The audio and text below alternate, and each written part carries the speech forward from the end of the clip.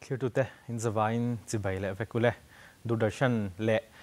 Indian Medical Association Tenena Trangkopa COVID-19 Chungchang Kansoi Ho Trin Kano Teng Le Ta Tunjuma Hian IMA member Dr. Tenen COVID-19 Chungchang Kansoi Ho Le Dona hi card tinin Kansoi Ho Trin na chuti lai son hen na thil thar na thar te nia a inven dan te le a in kai chon dan thang te po hi engemaw dang lam hlek hlek te le malak na thar tam tak te po mu chu thar te po om thina chuwangin he hun hi card tinin angai reng kan soi bik lawa poimo te chu kan soi view lai khan thil thar dang te po kan soi zel dona ni ti kha thlir tu te kan shil ma sa cheu ni e chon voina hian in leng doctor pahni kan nei le mil thetina han nei le photila kading lampang chi hianin doctor thanchung nunga achua ani hi Aizawl Civil Hospital ENT department da head of department nilai mek ani tin adot leta son Dr. Don S Holiday achua ani hi Aizawl Civil Hospital doctor tho ania ani hi chest medicine specialist ani thunga tuna COVID-19 enkol na lama depo le heti enkol na sotlam MC lama te le thil sang sanga depo he mi chungchanga mala tu ber pakhat ani bokani Soanin ani pahni ho hianin COVID-19 chungchang kan soi ho le dona kan soi photo thina he nat na hi athar ania aming po COVID-19 ni kum sani som pakwa tanga aming apo hi an pho khania sani som pakwa mu chu angvel khania chuwangin he thili athar khopme kan soi photo nangin doctor thana kan so manga hemi coronavirus chungchang shimi asoi honna nei turin kan so mange kalome coronavirus hemi COVID-19 na hi china kan ngai thak ang khan kan soi sing tahle maya thil thar ani awang hian thil in chain zung te om the ya tin chutiang lo po chuan apa ngai ring thei to wa soi pa ngai te po lo soi non te po om the ya apoi lo wa ngai la train kar ya chuanin virus shrim hi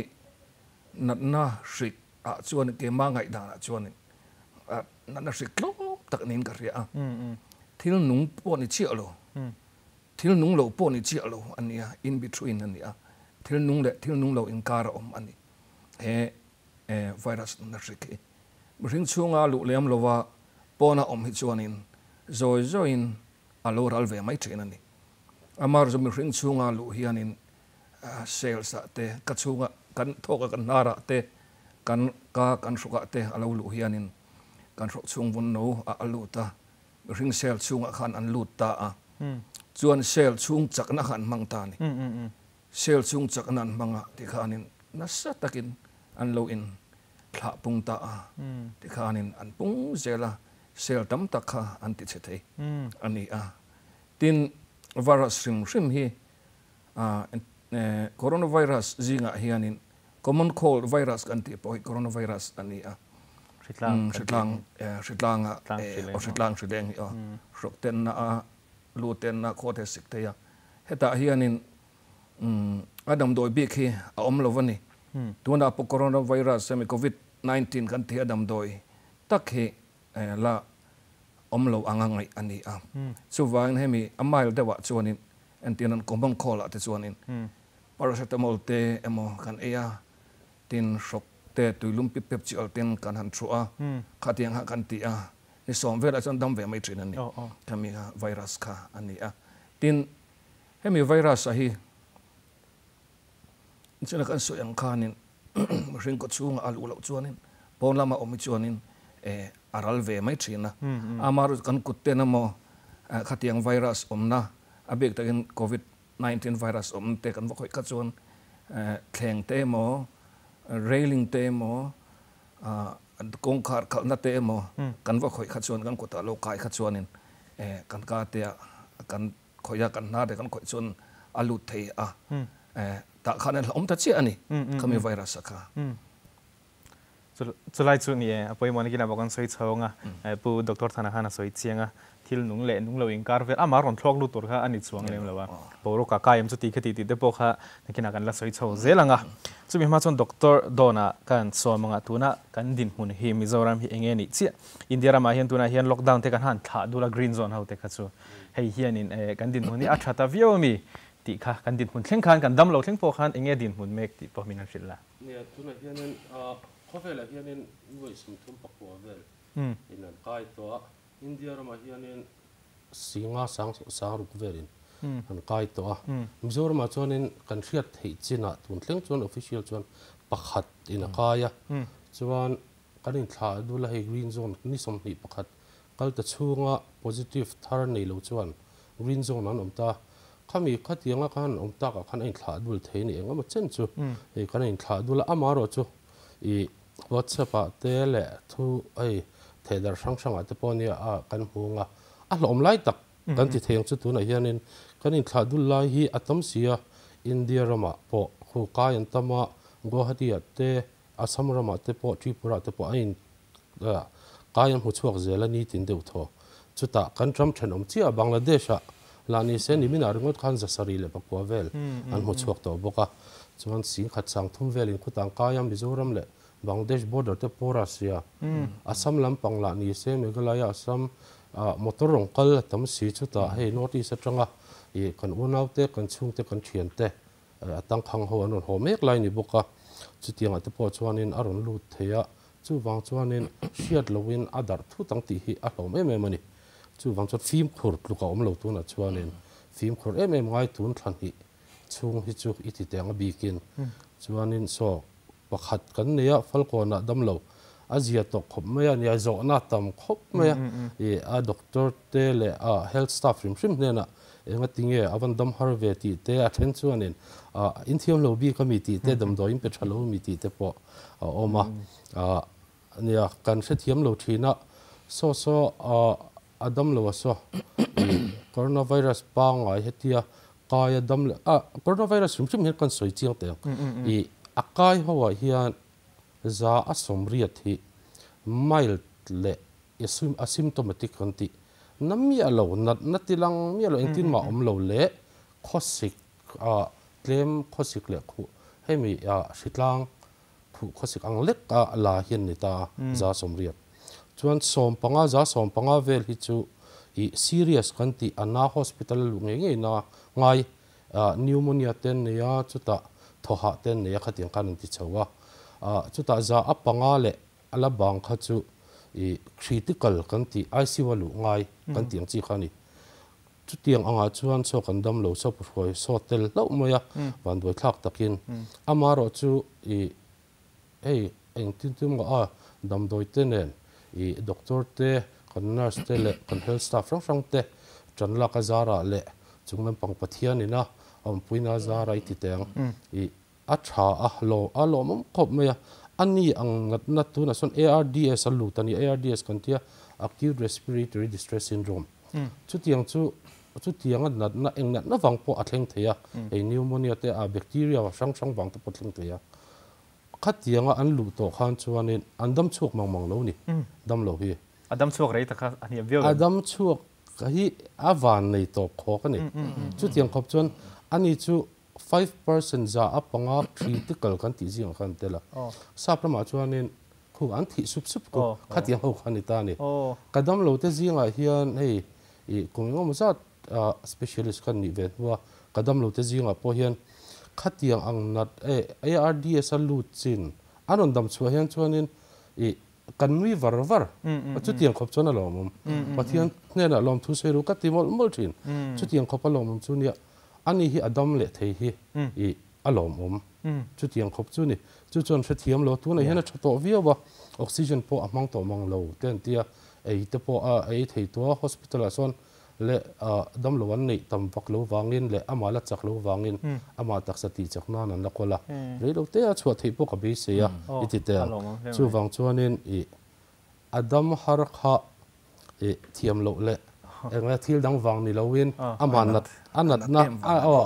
ซีรีส์วังนี่จนวันนี้เฮียรันดัมชัวเลยนี่จู่สุดท้ายเนี่ยกันเราสวยไม่ถึงเนี่ยตะกินกันไปแค่เนี่ยไปแค่แต่กันเราไงตัวไม่ที่ส่วนมีป้าไงที่ส่วนนี่มีสเตตัสเป็กดัมเราจะช่วยกันเนี่ยอันดัมกินนี่ปักขัดพวกกันที่ดัมเลยเทเราตีที่กันเราไม่ถึงมันเสด็จด็อกเตอร์โดนนรนสวยยังคันอันนั้นนะคะโดยซีเรียสมาเราละนะมาอันดัมเลยพวกข้าวันนี่โจกันนี่ซึ่ง motor pakhat accident a train an thi lai na train khat ka chu nge fiam thu de na phur thak ringot tiang de hle kha ka zon lan na vak lo ka tiang de kha ni ve thau ti te po kha thria thiam chu ngai via we ti chuanin ramri chungchang po ka soi zu ya chau om ka tia chu ti ma chuan a in kai chhon da na po hian i kan la chiang lo thina a ti ra han kan anh nghe kan lao lu tu ka mi in leng po kan nei thangam lo wa mi po kan khoi mangam lo wa kan film khura me mani tu na hianin kan film khur le ta lo em ya ala ngai reng hinari nom sian dan na hlom dan hi ai kai chon dan kha doctor thana kan so ma sanga chon doctor do na kha ni sei chon zom dan ni na reng chu kan tiang invent lok hi athani ti ani a kan invent lok don chuan akai na kong akai dan te po kan hriat anga ya tirnan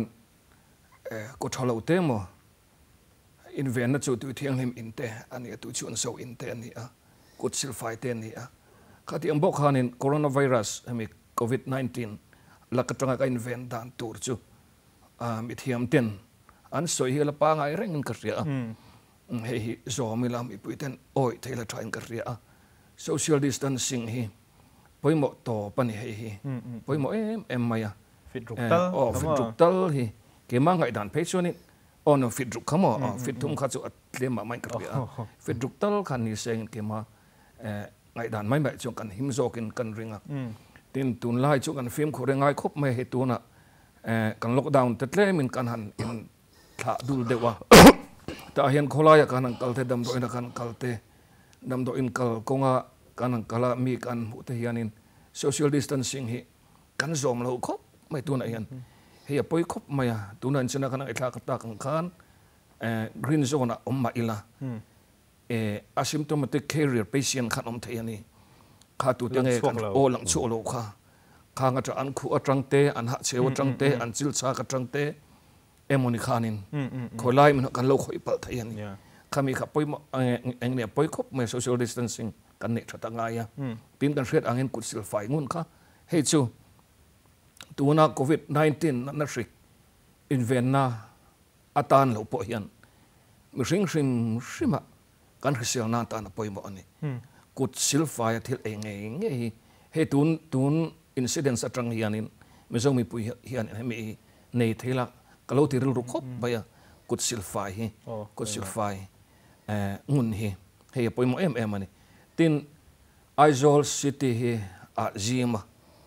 mi pui kan bit angreng viawa pollution hin sa ni kan te lai ka chun respiratory problem nei he sinus problem kan te dona mi khateng nei kan tlem angreng in ka ria kan tlang wal lai te khan tuna chu tam to ani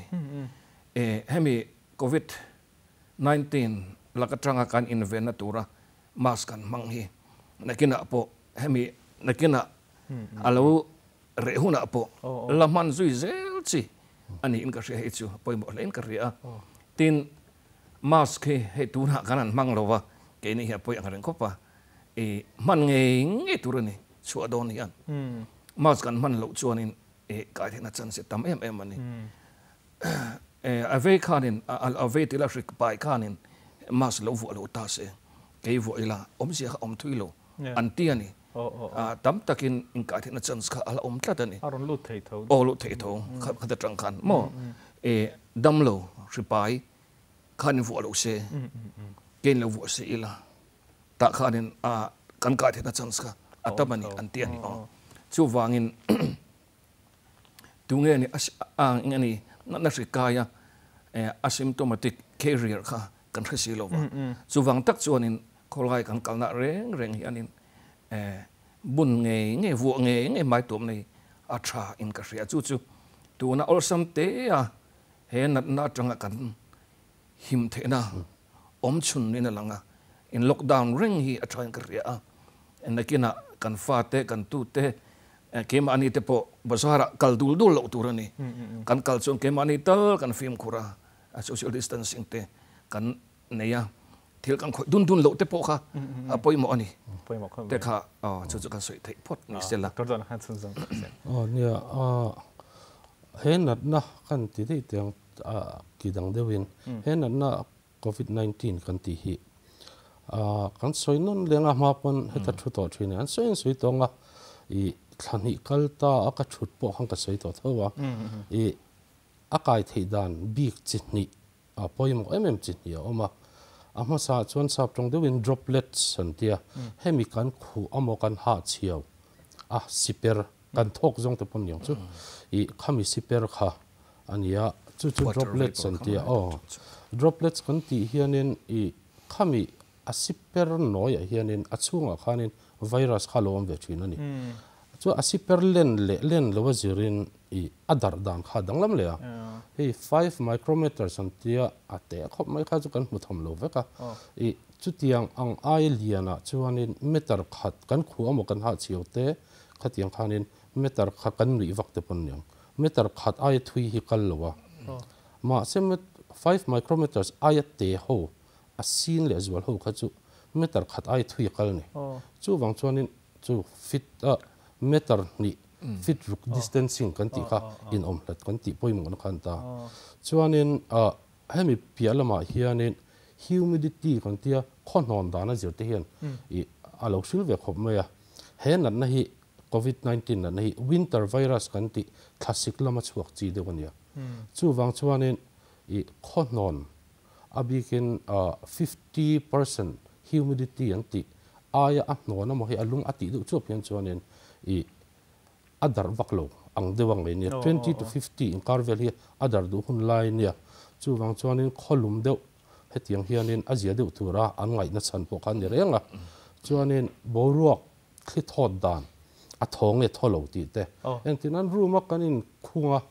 azim te mi tam tak kan oma mo room te a mi pani thum kan ompon boruak kan ti che lo fan of your lowa to cover ventilation kan hon lo chuan I a boruak kha ti hian hun khata khanin adar na sa atam ta bik thinani amar chu khi thom of fan te kan on chuanin alo chem son zunga midang inang kaina chance tam ta kaina chance te kha tlema kha khanin alo te kha tlema azia ta lu tuk thina chuan AC hoizong mei te pon yang chu mi pialama chuan chu droplets anita a chuanin chu kan khu kan ha chiu kan chua ta te tla a do kana te chu a dot le ron siam tu anat nai kai chon dan dot le ron siam tu chu ni tani context kan tia thil khoi atangin kan khuta kan khoi te hetianga chuat kan khoi te I kong khar honna doorknob kan tiang chi te le thil sang do kana mi kan khoi te pon yang computer phone te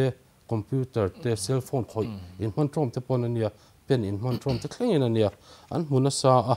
I damdo ina phei chuanin hemi damlo mun na khum a railing a circle khoi te bolo bom khoi te pon nia a tam mai khatianga tang khanin anan test kola khatianga an vak khoya an mai an mit an ka an khoi le hian I kan mucous membrane putham te na soitong khan hetilaya achung anolai an zu khoi hian khata khanin aroin pundar ta thina chu lu dan khan tani mittuya te pon hunia anan na sukhi chuanin khatianga ei kan mit kan nar le kan ka hi mi machine hianin ni khata voizali chuang kan khoi antia azir mi te chuanin chu tiang khoi chuan kan thiat lo hin kan lo khoi me mas kan thren te yang khoi an duam khoi kan chak ting me chu wang chon film khur em ngai kut silamo I hand sanitizer man war kha aron chuana ni tani chu tang chuanin he na tanga I kan rami puite na thilzir thei kan nei tak chu puthan te soyang khan mas vuwa te thil khoi dun lo te le khu kan khu mo kan ha chiawa in hup dan te hi kan soi lo ka nga tu na hian mi sia ti tu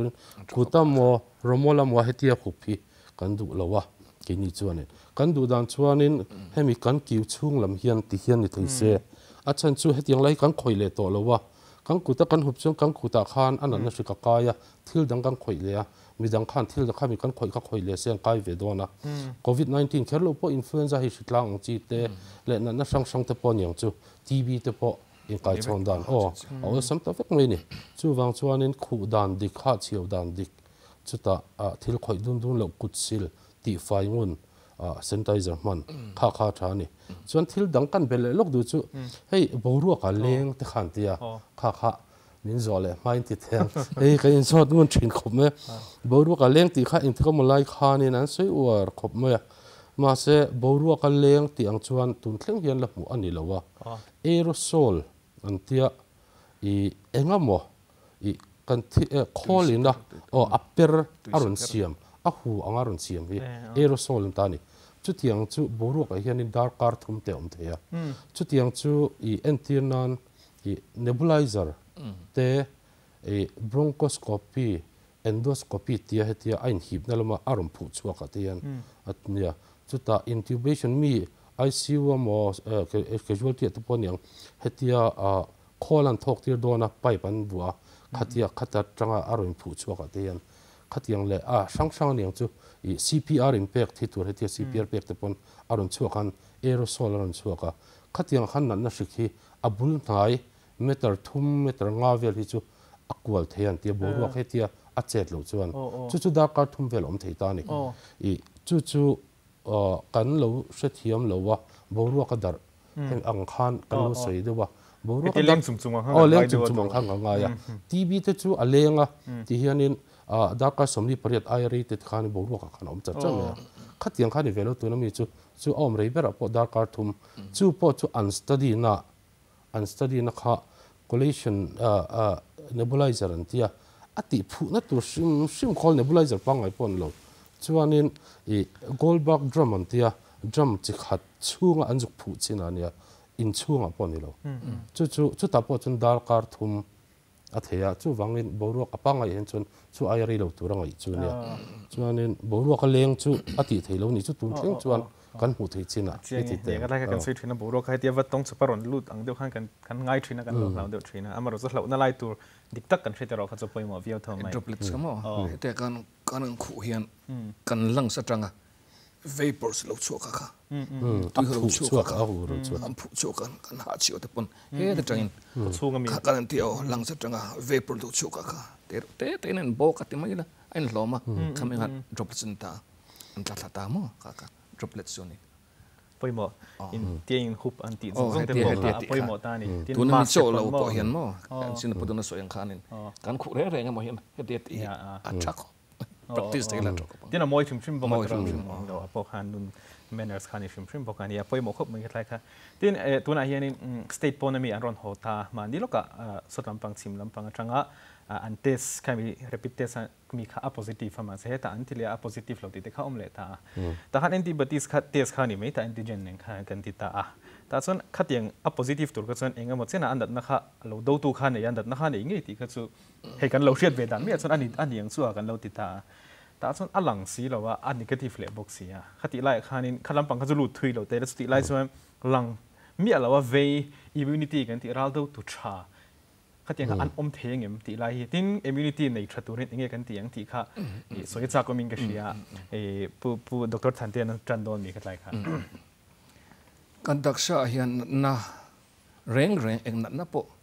kan do tha ina call immune system hi omani hei nau te hi entirnan anupum chunga tanga lo chu hian anupum chung chu sterile ania eng man na rik om lo anupum chunga ron chu hianin boruaka na rik le omna na rik tuipuya aron chuak ta ni te khanin mars an thota an trapa khati la han na rik tam takha a shoka hian engani an tholu thina ni khami khanin te kan tiang zoi in khami kha shoka lymphoid tissue ho hianin an lo mana ta tang khan antibodies an lo siam thina tis oral do tu immune system khan mo amar eng mo chen chu nau te hi chuan anu ne na tangin immunity kha ala nei ve ni eng mo chen chu so nau te alo thang lian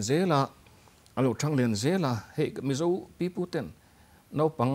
ritlang deuh rip traping social don ti tu nu ka ngai tu hin anin khreta ni natural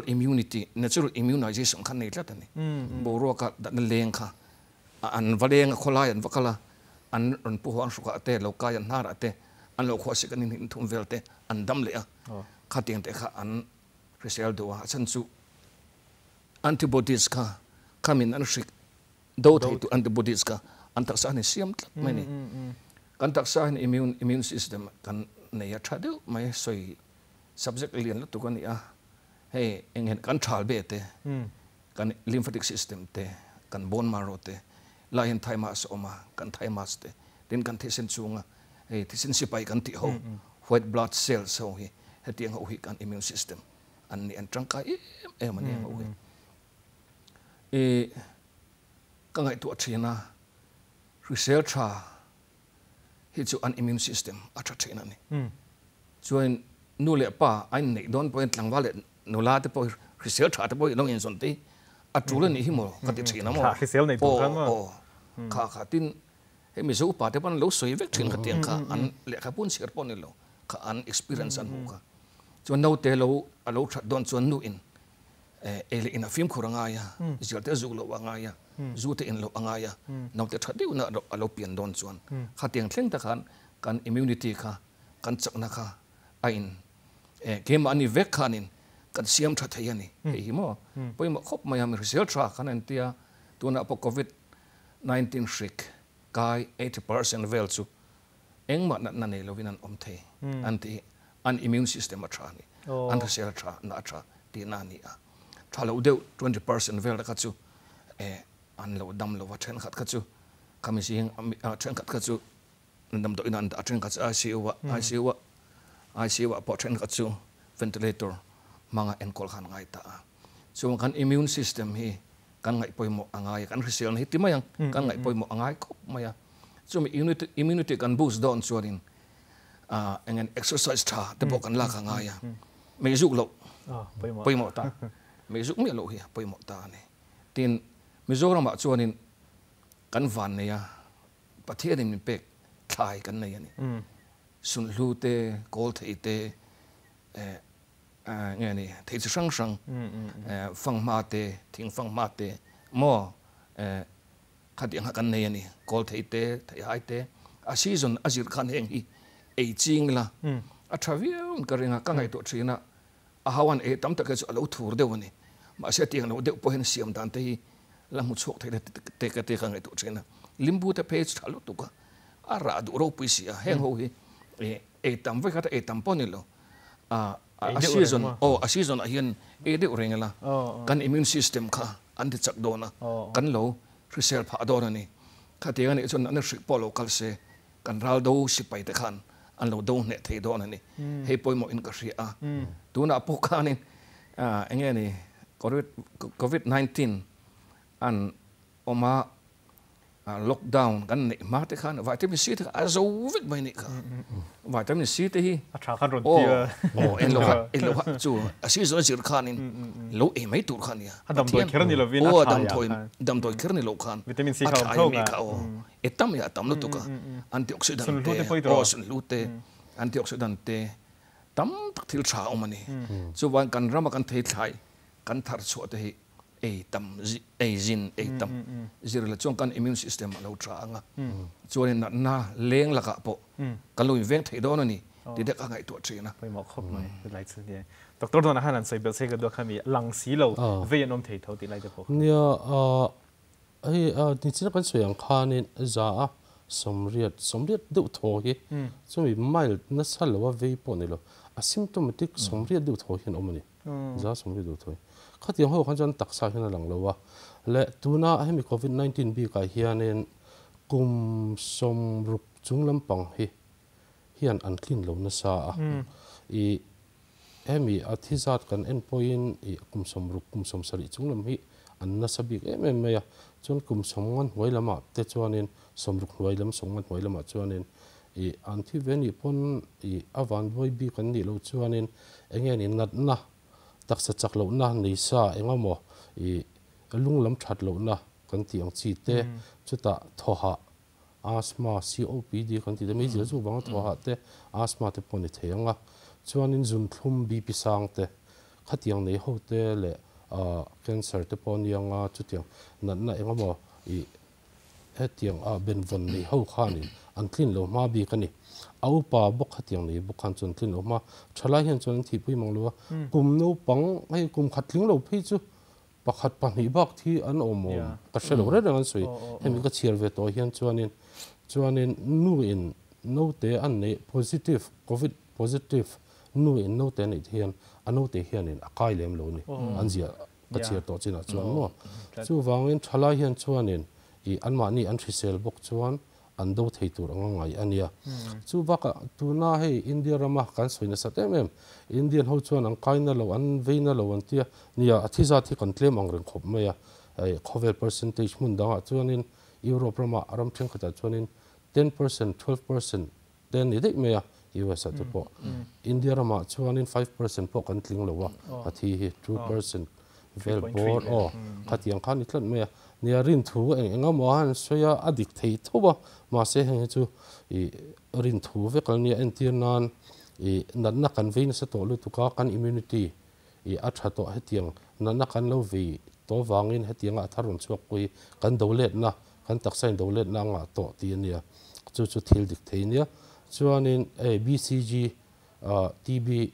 vena no panlai tang kan lak chi BCG vaccine heng kan lak na sadwang hian aveng niang ten tia adik thei na lai po malaria veina saram kan ne chu wangin chumi wang te po chu niang tia adik thei na lai po tu man I ani lo ti kon sei thei lo wa approve thei lo wa chuan ma se immunity chu asang de nge sa phorun jin kan tui pa ngai an in pon tui chuan so an in pon ko thalo ten ne me ken chu sa pram avakal na an tui in la kan ko thalo ve mi lo nia chu wangin ani chuan immunity a chejok ti kan chiang sa chu wangin engom chen chu hei chuan in min pui ve ang chu ba ka adam doi vaccine chungchang hi an la siam chuak lowa tuna Italy chuan in a thei tur mishingan ti chin a tha an hutuan tiama se tiang hi a siam chung human trial chung ya ria voi khati chin zok ni lowa rei tak tinga ya a thok kha an enanga mi tam tak sang tam tak an en le photanga ya a thla tam tak akuma kumte du china vaccine kan siam re reng chuanin an na hrik thi to amo ti chak to lo kha taksan ti luta taksain aron dolet na tuna immunity kan sei a dolet na aron siam ta khami bik dolet nang khan khami anwa dalu kha engma na siam theilo ma sen na ang si tho kha taksain dolet na ni khan ne chu ataka pa ngai kan kai pon taksain dolet na lu ni to chuanin ana lo te in a chho the me ta ni chu kaldan mangani ta chu tiang chu ne aron omte po kan be se ma se thatam tak ma chu lan yang ti hi chu ala soi ngam tu na fi chuan tun me hi chuan kan ti thei ri lo tuna me an tlan ve me kan ka the tor ai se ma ke hoya po han India ma po han chu ti lai a treatment lampang hi ngai thla ka cha kom ka tia a chan chu tuna po pudona khan nikina kan encol dan te kha han soita se chu ti lai chuan tuna India ma hian hydroxychloroquine kha kan mangta hemi piala ma hian state trend khata dilia te po a ve dam to ne to khan na ne to khami thisen war kha an pele thin ti thi kan lo theta hemi chungchang hi nol pe chun man tur ti chulo omloing ga shia ma se doctor thana hian hemi hi engchen nge kan hriat thei chin to tuna hin India ma hian ti kha plasma chungchang hi thui lu tuk lova plasma treatment ni ma se an man to hi chuanin del hi ate po a traviau chuan an soya arizala try an te amaro chu isoyang khan khovela chuan amo general taka treatment na tura lati chune chi alowa an tin treatment tur bon indication om venga azol big te kha thina kami kha plasma treatment kanan te khania kanan abajika chuanin immunity bok khani maya antibodies alo siama ve to te khan antisena kami coronavirus COVID-19 na shrik lo do thei tur kha ave to de dam tisena khan antibodies alo siam chawa wangin timayang an lata an thun sak ta ni chom plasma kha chu plasma hinga ni tia an zona po mai tia hey blood transfuse don chuanin blood bag kan da ni blood bag anticoagulant omta khami kha poime lo tisena lut ma se tisen kha nge ni khal thelo siam tu ni chom blood bag khan khai ta na tian cells zonga blood cells zonga amonga atla khomanga achunga straw color liquid lo om kha plasma ni ta khan antibodies tam taka omani kha tin protein antibodies protein to nia antibodies protein ni lo protein tam tak po omani chak na narani ai kami kha plasma khanin antibodies tam tak om wang khan an mangta ni chu ni mai hey na deu to te pe an pek thin ti sen war ngai ti deu te kha in pe ape to chuan sianga thisen hi a beka thisen kan peka midang hena kan pek chondona zakngai te min zati thin I da rei do chuanin le ain khaya te rei do khai chon anwai lam panga taka achung lam pang a em de uni kha khami tui kha plasma chu ni me ya anwai lam pang chu cells ania khami tui kha khata khanin chu na do zo na khatiang chi kha tam ta kha an lu khanin it an taksa do zo na la nei lo khan hetia aron lu khanin atharan pe khanin na do zo na nei to thi sen kha an peta chu chon ama taksa khanin adang kha ain activate ve boka chuanin COVID-19 non lut kha ado ve ta ni om je chuanin COVID plasma maro chu adam wa thisen khala ko tam vo ve le lo mai the mai the ani le pudona kan enkol tuna hin india ma kan man sinale tuna kan enkol dama pokhan kan enkol dani athatok viawem tu na kan dam lo asata ZMC kan enkol pushwai sa chu ei bak hi kangai tu pon pek tu rom to lo kan doctor te an felan thiama ZMC kan doctor te an chuanom khop maya hetiang khopa na hei arundam chuak le thei I an pek ho te kan zo thina tuna an pek dan le an pek ho rang so social tur hi ka shelo ni hei I an enila vitamin C khan ichina khan in soi to vitamin C chu thate me mai vitamin C pakhat ei khan ni lo ma se ain kol na chuanin a drip in a injection in hey pakhat hi chu mg zani ami kha a tablet pakhat mg sang ka zaru vel a injection ni khata vitamin peta asang ni chu khovela mundangan man thawnia treatment chi khatania chuanin hydroxychloroquine kan ti thauka khangte po khan pe ti ra khan chu ma se ushwaya kha a en ma sa tu ber kania nia ani kha chloroquine hi akwa a la khana tira ala pon kha atira kha va en na chan de pakhat khani boka ina omlai khan chloroquine puwa khani apek chung pe thoma se ama khan a that pui vak lowa hei angi lo chi shim hi om ve te hi dam doi chon chuanin chu lo chu hei HIV dam doi lopinavir ritonavir kan tiang chi China te le Europe te hun sang an man thonia khatiang te po kha an pe a chuta antibiotic thatak tak ze takin an pe a chu lo po chu eng man pen wal ni soi vaccine ne lowa ma se Mizoram anga le India anga kan hu thei ang chin hi chu convalescent plasma kha chu omlo shim atuna chuan adang ho chu an pe vek remdesivir hei athok vele danti saprama US a chuan an siam chuak ta remdesivir eta China te pokhan an manga chuta Europe a pokhan manga chiang lo ve thawlania hei hi miracle drug hemi atidam tu nge chiang ani lowa emi hydroxychloroquine te ang hianin hydroxychloroquine chu Israel po aberan manania khatiang de uchi khanin atha anti ve tho amaro chu afulin mi zong a thok chuang lo mi theng khata thoka chu India ma chon leitur om ve lowa kha chu pek thei nei lo ta hetilai chuan kan pek thei chu pushwai kan pek ang zong khan me chu baka chu tuna chun convalescent plasma te aron larta ama pokhan than te ma se Mizoram ma chon kai tu ma midang thisan lak tur kha um ve tak lowa chu wang ti thei lo a soi ba kha chu kan ti thei ri lo ni tro mi ti thil thar engma tuna hian ala om hri lo ni dam doya chuan kan fia thei china chuan atira han dam doi kha omlo tuna pot sarkar in soi ber so dam doi hi en kon hi omlo ba chuwang so engma lo ei lok le khatin kha ngai lo khan tita chloroquine te pokha tira kha chon azo chaka vitamin C te pokha dam doi chur te stock khan nei mang lo te kha on ta maro so kan in zir to vi chuna sheta tlai pe doctor thana pokhan ta pokhan kina kha sun da soi ta ila mi pe shet tur kha hei I poimo ta chu lockdown te an I kha dulan ni ta green zone den ni chawa chuti lai chuan ei state nge state pon tracking kan una te anon ho me ka quarantine an ni me ka chuti lai chuan real mangte po khana hlazo kha chief minister in kan la shoi ho ze lang kha ati poka ta chun incubation period kan ti lai hitla han soi acha kom ka tia ni som pali chung khan khung sang tura kan ngai tuna hian ni som pali khung san nuwa hian al hlom them ti lai hi doctor dona kan som tiang nia hi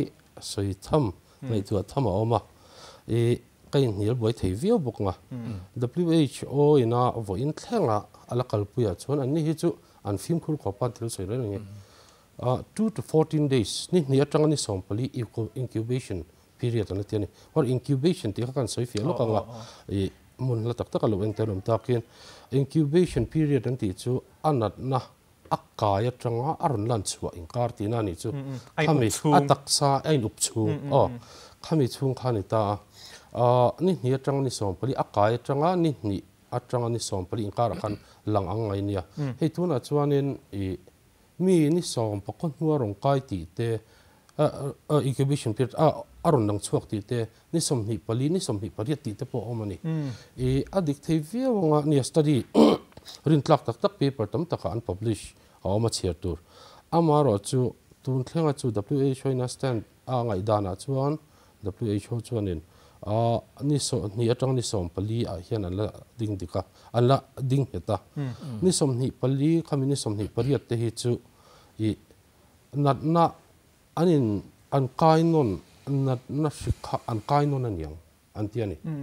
i atira khanna vaklowin engtinamon omnga chuta ahnuwa i engtinamon ang kainon lenga chuta tanga khatia englo khami englo rang ni lo khani chutiang jok chu ni lo mo na lo deuina tira khana omnga ahnuwa khanin na de ulekin arun lang chwa ve ta ni lo mo an tiani i ani thei tho a lelam zong na soi thei ni chu a soi kan lo hlau de ulek thei ta achon chu antibodies an test na positive te khon mi o box ye na ma ka so ngai thatak ka chon abul nai mi vel te ka so har view mai thaya PCR kan tv RT-PCR khan lo negative ma se ka tai po khan ye ta chon e khemi lockdown hi lo zo ta po ni sela entia kan omle zelang ti po kha e doctor thana kan som lo khanga kan film phur a soi view to na in e kan lifestyle kan nei tur mi mal ti na kan film khur na nai tur kut sil te po kha poimo zel don em ti theng po han kan som te lo mo e khami pel le kan India ra mahin hei COVID-19 hi singa kan tling to singa kan chuang to kan tam chho tel mai ani a chuanin china kan ngai thak ta kan khanin kan naute kan fate kan naute le ka zir tele na thok te pai tan hota kan khati omna state atang khan chuan china kan thak ta kan khan asymptomatic carrier 80% veran omthei ti ani a chuanin e Mizoram hi kan hau tu den an epidemiologist den an soi angin 12 lakh no so ban ever kan ta ni chuan lo lockdown lo so ta ila e film khur ta lo ila lo in kalp tanwai nuai ila e tu moni soi no bok asymptomatic carrier kha lo ompal thaya kami khan mia ka chuan local transmission an om chuanin mizo ju kan claim si a kha control lova a om chuanin relo te 30% vel kha nuai thum sing thum ver mani kai thei din hona ding kan ni a kami nuai thum 3% 30% ra 80% nuai ni chuang kami asymptomatic 20% ho kha dam do ina kal ngai ani ta a suppose mi an tam lu tuk tin 3% 5% po kami sing an tling ani kha ICU da tur le ventilator manga da tur khama tun ai kan Mizoram kan bed strength te kan ventilator call ne te hena dai lo reng ani chu vai kan film khur lu tuk hi angai do ani a chuanin an soi dan chuanin tun zun le zulai a hian apik do a engani apik no a thleng don so ete anti a tun hun hi nisom pasari an nianga anti nge kan how to ten anti don kan threlova lockdown pot sei don nge kan ti top down ka threlova lo ti top ta pal po ni sela jena ka so yang khanin local transmission da omvai chuanin mizo chu inland pal chi kan ni si kan claim si a kadin kai dar na sa don ani chu wangin kan so yang buk khanin social distancing te mask vo te kutsil te kha poimo reng ani tin Mizoram hi kan claim min run tu hi COVID-19 chok ni lovin cancer in min run HIV in min run hemi ani lai si hian kan film khurangai lu tuka kema ni invent na chikima kan invent angai ani cancer te pai atam mani India raman number 1 kan ni HIV upon ni invent he poimo ni invent dan kan ria soi po ngai lova ti mai la zomani mai kan invent lo chuan in Mizoram kan claim sia kan chi hi kan piang claim sia kan kholo so mai don ka riamo hi invent ni poi mo maya ko va sa da kai nei tuibur ti zong te sum hexi ani kan da stan thami alo kan immunity system boost tu mi ni mi alo ti setu zok an heng te hi kan sim hi hun to ani adam angin heng te kan do te hun to in karia zu kan do ang hian drugs kan do ang hian tiang zu le hom tiang zong hi kan do te hun to in karia medang ril ru lo ndat ana lo chung ma kan whatever lo me thinking hi mo sim tren hi chungai ni chone doctor dona kan so manga poimo ta chu tuna hian kanin kalpo na te chu ho na ron lut to lawa ko zin lir thei po phal na ni lo chu control ho tur ni lo chuan aron lut to lo ta ni chu ti lai chuan state po na train hla tak tak atang ten bung ruwa essential commodities ba ka an bel to ni to na he chuan thil poimo dang te po aron lut sum sa o cement zong te in sak na bung ruwa te po ron lut vek to ta khan hetlai hian an lo phu ta ni huta kon vai reng the khwan ha mi hring te po an lo phu boka a him to ke me kan ngai thado lem ti lai in clear dan train doctor train kan nia he thili mi hring phu kha sei potem teng a chemical an hmang kha glutaraldehyde ania thil I ti fainan I chia fainan kan man thina nia ot te mi zaina man ruwa ti te le scope he bronchoscope endoscope chi nan te par kan hanga I taksatan hianin hetianga imbuan an chun man chi mi lo rom deu nia anti chaklo no phu nia ma se India sarkar pon phal lo he ti mi lo tur nia mitalu te mo kan thok lu kan hip lu te khanin taksatan thilpui tak tak thlen theya chu wang chon I an tlatiam ka shelwa ti to lo sen chung ka ti khop mai hei chu ke mani lama tang chuan motor phu kha omzia hi ka ngai tu pon le ke mani apo kan sui thina a doctor apo community apo omzia omlo ni an na shikha motor truck sira khan lo betta se positive in lo khoi se khum po ni se abanga khan aron tlan wam va sil char chang dar kar thum dar kar nga truck chu dar kar li da ka nga motlan mi te dar kar thum po ni te reng se aron tlana ni sa ruwa amo thli thon len khatiang zong kara chun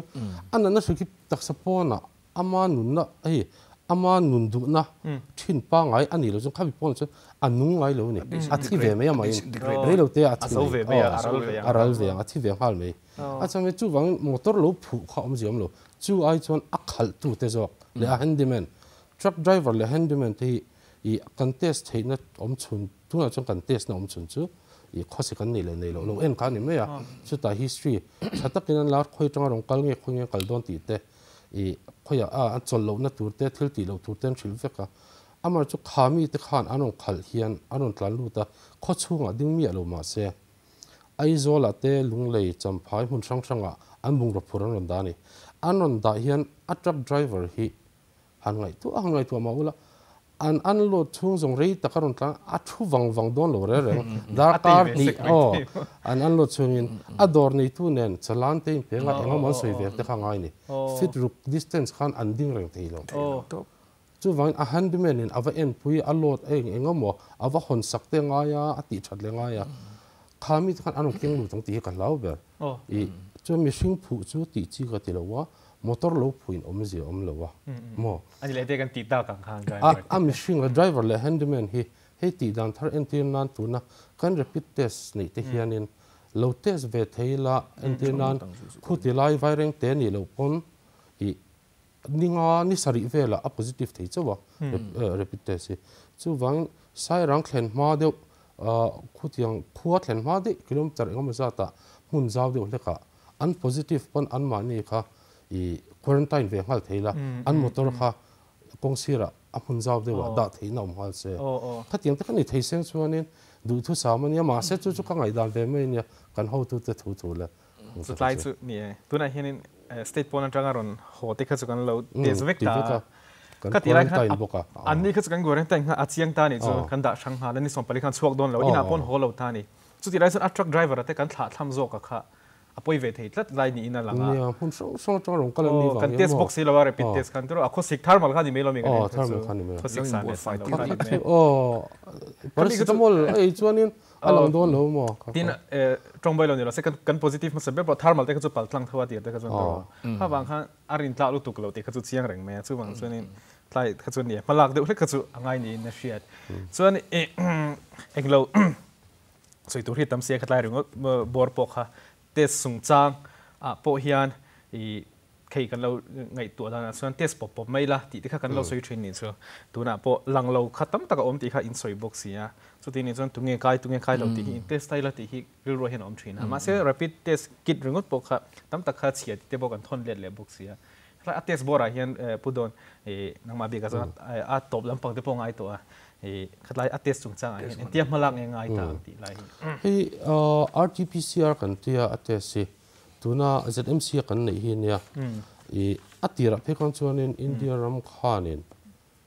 or on wai khat vel bor wai ni vel bor chu khan nia aman hi to ni khati lai phe chuanin voi khat te si US a khanin $1,200 yo $1,000 ti vel an tia pakhat test man kha ai ang veka kan test ma RT-PCR vek nia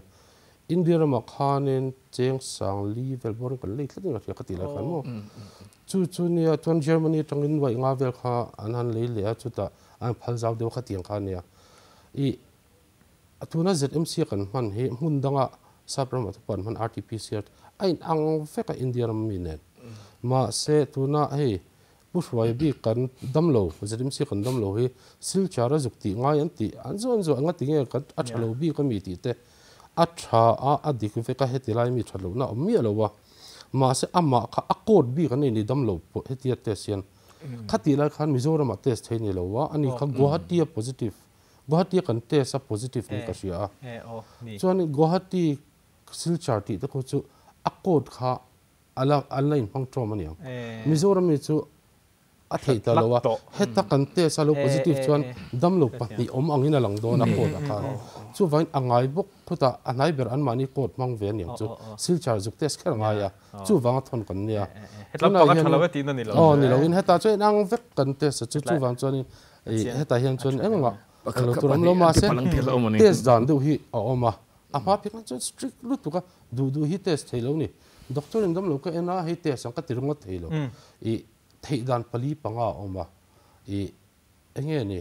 hun danga tranga ron zin ni som pali kalta mo ni som hi pre kalta chunga ma se hetiang nan nei ti te nga ya chuanin positive COVID-19 positive to bula nai cheng nai te mo khami en tu te damlo doctor nurse ti vel ama en nai tu te ti te a contact ka te ngo ama chunga abulak cheng te chuta khu thoha khosik nei hospital admit ngai tun hai mi bi ti te chuta po chuan pneumonia engmo ti te ala kwal le adan le dun hi omani chu tiang te lo chuan test thei lo chu wang chuan karin ai kan test nim zo ka a har sang ren test si tum chang pon an clean lo chuanin kha khan reject mak chia a thei lo tlingan lo tam hiu ti test karin ai an clean hem hi ka te kan test thei ang ren zatem sia po son khabi rin hlel ang chi veiti ni kheras lo kha en kol po khain nei nol to bo ni nol so zen sok le zela kian za ran dam le zela an lo positive lo bok nge thina alo mo me kan hun te hi lo kal zung zung sia atop tan tak tak doctor than te kan so manga OPD a po khan lockdown lai po khan hong re kan ni chuan amaro social distancing kan dikha kan zom lu tu lo din te po khan ria to na te po hen nge kan din hun te po kha mi puin kan zom tur dam lo ina ni mo sang a po atop khar turin kan som to mai nge atira lockdown kan te khachuanin ipui khan kan hlawani damlo entiran tlem em maya ke ni entil pe so mamulak ten nia amar chu hunan kal dewa tlemin thadewa kan sheda wang khan damlo rong kal le kan tam le deuta tin damlo rong kal pui tu te an ombok thin si a tuna phe chuanin kan tam deuta kan en thin chan ve ai tam kha kan en ton kan en tuna phe chu kan en thin pa ngai ang de thu kan en ka ria Civil Hospital atang hianin dam do ina kaltu reng chuma nia kaltu ra the ram chuan alo the lo chum pakhat chu roi tu tin akal reng in mass of vector ti te kha ani a kan zom travia wa kha aro khachu tin social distancing po zoom tur kan tia amaro sumi puiten kan zom lei thelo ani poi khop ma ke hi ka strict ang ring view kan OPD chunga chuan vein te po ain thut nai de chu in thut la dru he ta chu tiang chong kati a tin hei OPD han ko na mic system te ro te kan nia ke ma po hianin dam lo ho po na thu ho ka ain nai thin sia an an thu de mur ma ya in out de ko au ke ba po ka out thin ni o poi mo tla dei chu wangin hei chuna kan so yang khanin lockdown